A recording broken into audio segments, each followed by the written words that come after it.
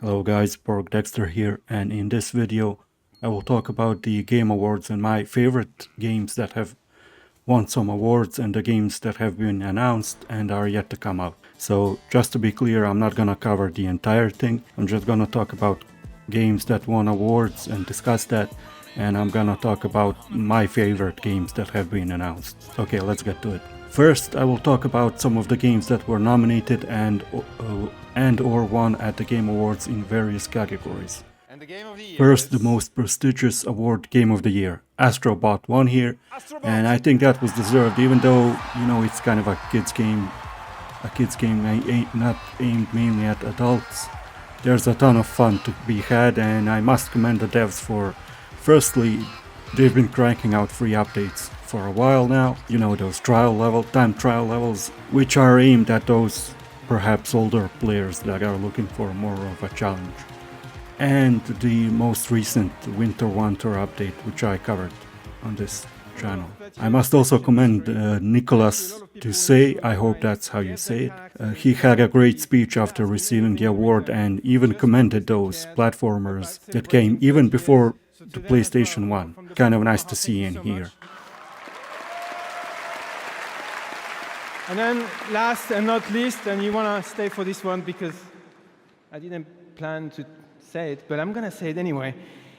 Platformers, PlayStation 30 years, and we made a platformer, which is great. It's very nostalgic and fresh at the same time. But let's not forget that even before PlayStation, there were people making platformers. I remember I was a kid in 1989, Christmas, and I got a gray box. There was a game packed in. It was called Super Mario Brothers, and it was really, really great. So, other categories that Astro Bot has won in are Best Game Direction, Best Action Adventure Game, and Best Family Game. Another game I want to talk about is Metaphor ReFantasio, which won multiple categories too, and these are Best Narrative, Best RPG, and Best Art Direction. Another game that vied for the Best RPG category was Final Fantasy VII Rebirth. That's the second part of the remaking of the original Final Fantasy VII from the PlayStation 1 days, and I kind of feel that maybe it should have taken this award. To be completely honest, I did not play Final Fantasy VII Rebirth. I have completed the first part, Final Fantasy VII Remake, so the only metric I could go by is my previous history with these two franchises.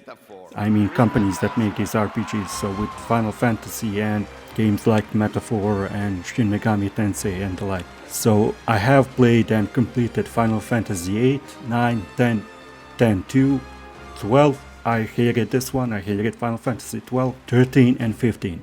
And I haven't played Final Fantasy 16 or Rebirth, like I mentioned. On the other side of the fence, I have played only a few games and completed even fewer. These being Persona 2 Internal Punishment, Persona 5, Shin Megami Tensei Nocturne, and Metaphor ReFantasio, the latest, or ReFantasio, however you say that. I have completed only Persona 5 and Nocturne. Judging by this history I have with these games, Final Fantasy almost always had more developed and fleshed out stories and worlds, so maybe this was a bit of an unexpected choice. Final Fantasy VII Rebirth did, however, win the award for Best Score and Music. Next, I would like to say a few words about the upcoming games that were announced and that I cannot wait to see. First up, of course, is Witcher 4, a game that will feature Ciri as the main protagonist, but I'm very hopeful that Geralt too will be featured, at least as an NPC, and I hope he's gonna play an important part in the story. I just love him too much, and I can't see myself playing a Witcher game that doesn't feature him to some extent. Now, regarding the history of the Witcher series, with the Witcher series I have completed all of the mainline Witchers, except Witcher 2, in which I have arrived at the very end game, but for some reason I can't remember, I never completed it. The fondest memories I have are that of playing Witcher 3 Wild Hunt, which was my first Witcher game, along with the excellent DLCs, namely Hearts of Stone and Blood and Wine. It was one of those games that when you complete them, they make you feel sad a bit, knowing that you will never experience such enjoyment for the first time. I have been burned by CD Projekt Red, I must say though, with Cyberpunk, and I will be more apprehensive even when it comes to the new Witcher 4. but I am undoubtedly eagerly awaiting the game, along with other promising projects from B.O.R.G. Now the next game I want to talk about is the new Onimusha game. I can't believe this happened. I have played the heck out of the previous games on PlayStation 2, the only exception being Onimusha Dawn of Dreams. I never even played that one. Onimusha is kind of a Resident Evil version of a dark fantasy set in medieval Japan, with very cool enemy designs, a good battle system and progression, and somewhat questionable but decent voice acting, most of the time. The next game I would never have guessed in a million years would have made an appearance is the new Okami, with Hideki Kamiya heading a new studio named Clovers, so no, not Clover but Clovers, plural this time, that will develop the sequel. The first time I played Okami on my PlayStation 2, I bounced off it after about an hour in. Then a friend came by, was elated that I had Okami. He was like, "Oh, you have this, that's great." He immediately popped it in and played maybe for about 2 hours. After that, I decided to give the game another go, and I never looked back. I'm glad I did do that. I have completed it 4 or 5 times by now, and I have a feeling I will add to that number yet.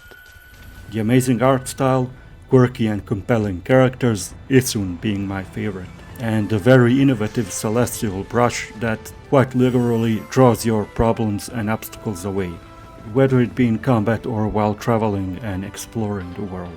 The game was also quite lengthy, but never overstayed its welcome. And one thing I remember Hideki Kamiya saying in an interview I watched on YouTube is that he has mixed feelings when he hears someone praises the game. Why is that? Well, because on one hand he's glad that people do like the game, but he's also bummed because the game could have been so much better, because apparently Okami had a difficult development time and most of the people working on it were rather unenthusiastic and did not believe in the project. So imagine then what a game it could have been.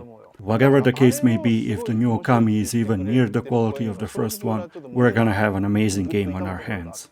The last game I will talk about in this video is the new Naughty Dog's IP called Intergalactic: The Heretic Prophet. When it comes to Naughty Dog's games, I always love them and have played almost all of them, from platformers like Jak and Daxter through the Uncharted series and the colorful, playful and varied Crash games to the Last of Us series. I must admit though that I did not like The Last of Us 2 story, specifically the way it was told and the pacing of the story. No, I do not have any issues with the characters' looks or their sexuality, but the narrative of the game and The Last of Us was always placed a great emphasis on the narrative, so the pacing and the way the story itself is told did not sit right with me. All other aspects of the game were near perfect. But anyway, back to their new IP. I do like the trailer, the art style, the animations, and the voice acting is top notch.